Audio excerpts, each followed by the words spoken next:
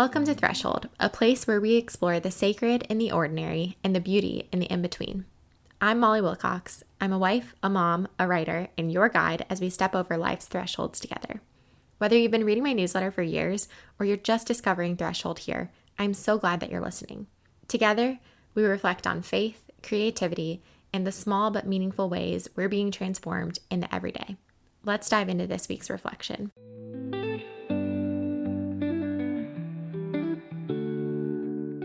I'm so excited to share with you some words from Bekah today as part of my series Beyond the Labels, where we're exploring parts of our stories that don't fit neatly into the boxes or labels the world gives us.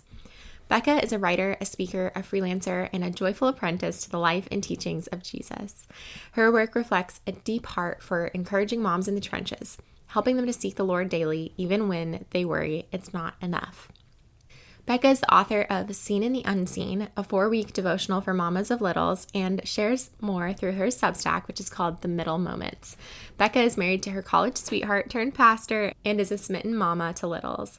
I have personally been so encouraged by Bekah's honest, hope-filled words and her gentle reminder that God meets us right where we are.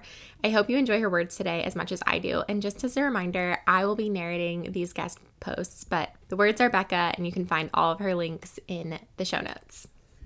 The thought creeps in again, uninvited. A good mom wouldn't still be doing the dishes. She'd be playing with her kids. She wouldn't struggle to figure out what to make for dinner or forget when she last drew a bath for her youngest. Surely she wouldn't watch the clock, counting down the minutes to nap time just to check a few things off her growing to-do list.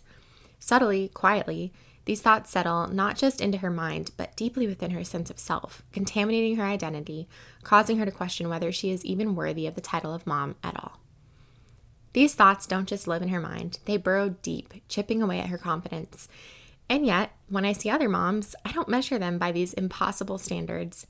I'm not nearly as harsh with them as I am with myself. There are so many incredible mothers who inspire me regularly.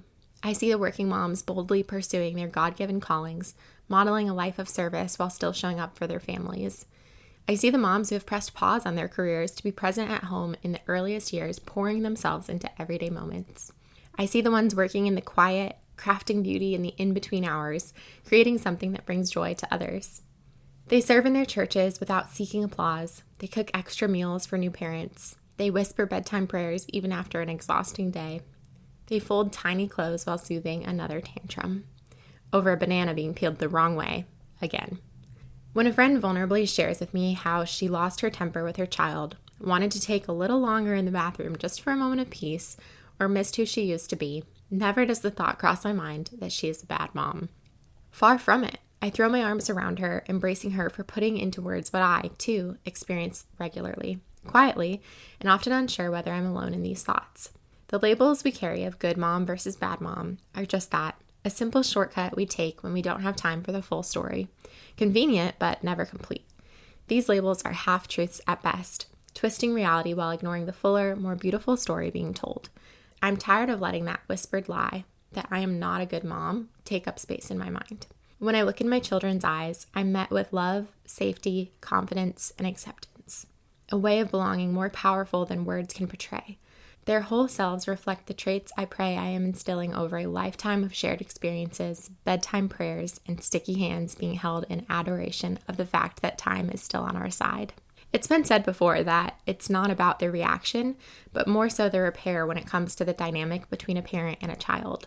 I love that and cling to it in moments when I must ask forgiveness yet again from my kid after not showing up in the way I wanted to.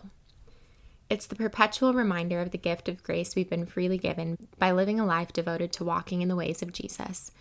Within motherhood, we will fail. We will see the worst aspects of ourselves on full display sometimes, but we will also experience the love of Christ tangibly, felt through the 1,000 I love you mamas and warm hugs we receive over the course of a childhood. Maybe it was never about being a good or bad mom at all. Maybe it was always about something deeper, about faithfully pointing our children toward Jesus, about modeling a life of love and grace, about walking this road together as a family on mission. Deuteronomy 6:4-9 says it best.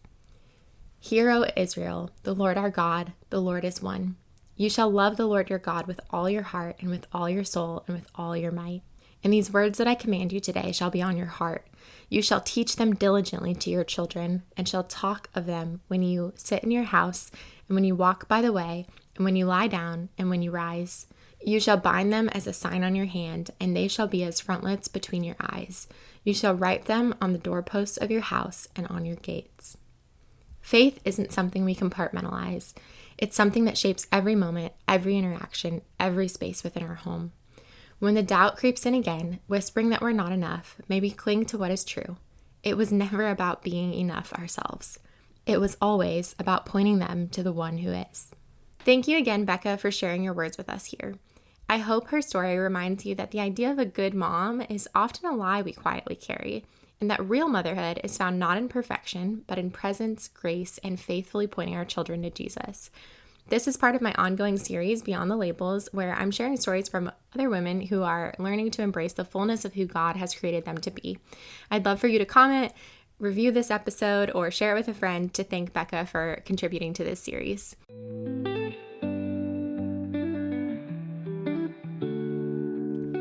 Thanks for spending time with me today on Threshold. If this episode resonated with you, I'd love for you to share it with a friend, subscribe, or leave a review. It all helps so much. And if you're not already part of the community, you can join the conversation by subscribing to my weekly newsletter on Substack, Threshold by mollywilcox.substack.com. Until next time, let's keep finding beauty in the in-between.